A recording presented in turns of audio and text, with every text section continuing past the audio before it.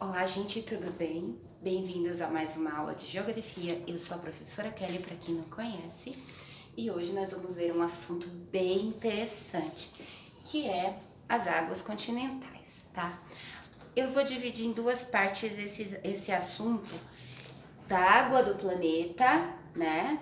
Em água doce e água salgada. Primeiro a gente vai estudar a água que a gente utiliza para nossa alimentação, para o nosso consumo, para cuidar dos animais, tá? Para as lavouras e etc.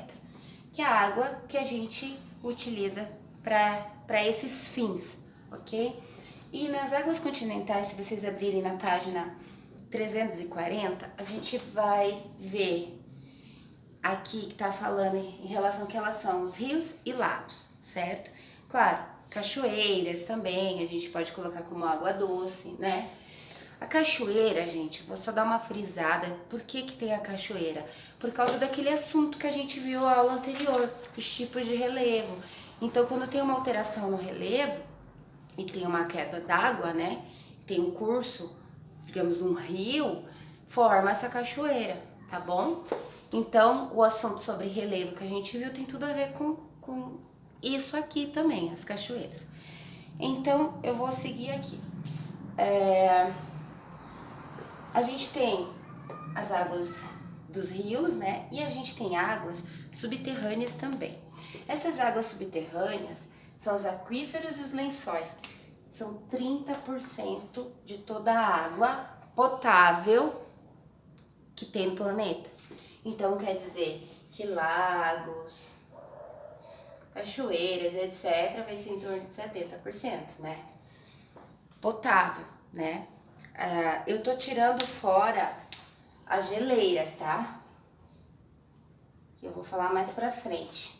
Porque são águas doces, né? Mas a gente não consegue consumir, né? Que fica geralmente nos polos. Vamos seguir um pouquinho. Então, as águas subterrâneas, elas estão no subsolo, tá? E o Brasil é riquíssimo em águas subterrâneas.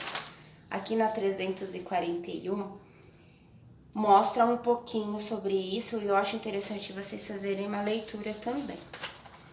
Vamos passar aqui. Vocês fizeram a tarefa sobre as partes de um rio, certo? Eu não vou focar muito nisso aqui para não perder muito tempo. Mas olha lá, eu tinha falado na aula passada para vocês fazerem o desenho e descrever somente esses tópicos aqui que eu deixei marcado, né? O que é a nascente do rio, o que é um afluente, o que é um lago, tá? Então, qualquer coisa a gente vai tirando dúvidas no WhatsApp. E pra gente ir mais rapidinho aqui, vamos falar um pouquinho das bacias hidrográficas. O que é bacia hidrográfica? É o conjunto desses rios, tá? Um aglomerado de rios numa região forma uma bacia hidrográfica. E se a gente passar aqui, eu vou pular essa parte aqui que eu copiei em ordem trocada, mas depois eu volto. Se a gente olhar as bacias hidrográficas aqui na página 344 e na 345, a gente tem os modelinhos, os exemplos de bacias hidrográficas. Aqui a gente tem a bacia hidrográfica, acho que é do Paraná, do Rio Paraná. É a bacia hidrográfica do Paraná. Aí vocês vão ver aqui, essa aqui em cima. Pega o estado de São Paulo, o estado do Paraná, Mato Grosso do Sul. Ela é bem grande essa bacia e são vários rios que pertencem a essa bacia, tá? Aí eu quero chegar num ponto que eu gosto bastante, essa parte das regiões hidrográficas.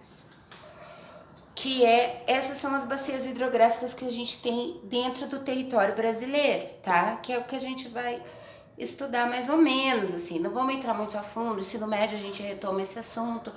O ano que vem vocês vão estudar mais o Brasil, então retoma isso também. Então, assim, a maior bacia hidrográfica do mundo, tá? É essa aqui do Amazonas. É a amazônica, tá? É a maior. E ela pega alguns países aqui da América do Sul também, tá? A região amazônica, ela não pega só, não é só o Brasil. Tem vários países que compõem também, tá? Na América do Sul. Só que a maior bacia hidrográfica dentro só do território brasileiro, apenas no Brasil, é a Tocantins-Araguaia, tá? É essa aqui. Essa é a maior do mundo, tá? É a maior que tem dentro do Brasil. Mas se a gente falar uma bacia hidrográfica que é totalmente brasileira, qual é a maior? É a Tocantins-Araguaia. Então a gente vai ver aqui, olha, na nossa região, a gente tem a bacia hidrográfica do Paraná, tá?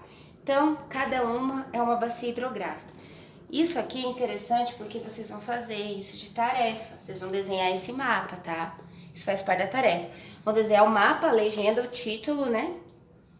E vão responder essa questão da A345. Aqui, gente, sobre regime fluvial ou regime dos rios, que tem na página 343, isso aqui é que fala que existe dois períodos, né? Dependendo da região onde se encontra o rio.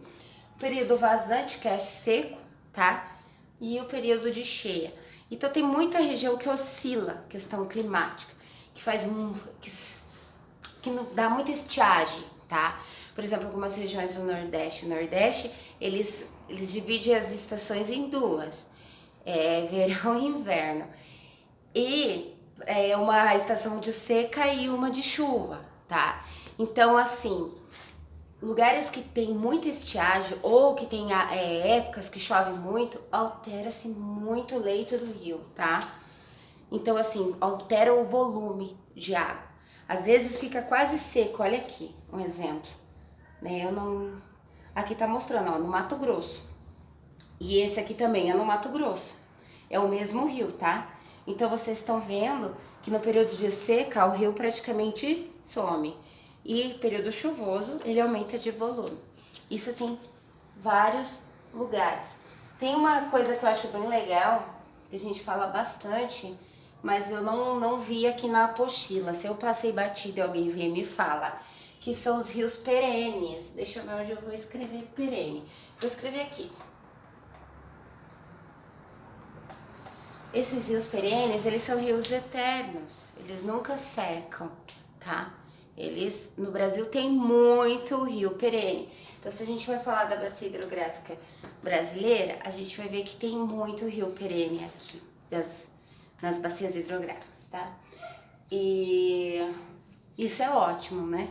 Quer dizer, se uma população precisa desse rio para sobreviver, de qualquer forma, a gente tem uma grande quantidade de rios que não vão se extinguir, né? Não por meios naturais, lógico. Gente, então assim, eu falei um pouquinho, isso aqui é água potável, água dos rios. Eu vou falar um pouquinho na próxima aula das águas salgadas, falar no geral da água do planeta e questão da consciência que a gente tem que ter com o consumo de água. E a professora vai e volta nesses assuntos, tá? E por hoje é isso. Tarefa 345, o mapa e aquela questão, e as questões da 346 e da 347, tá bom? Gente, um beijo a todos, fiquem com Deus, tá? Até a próxima aula.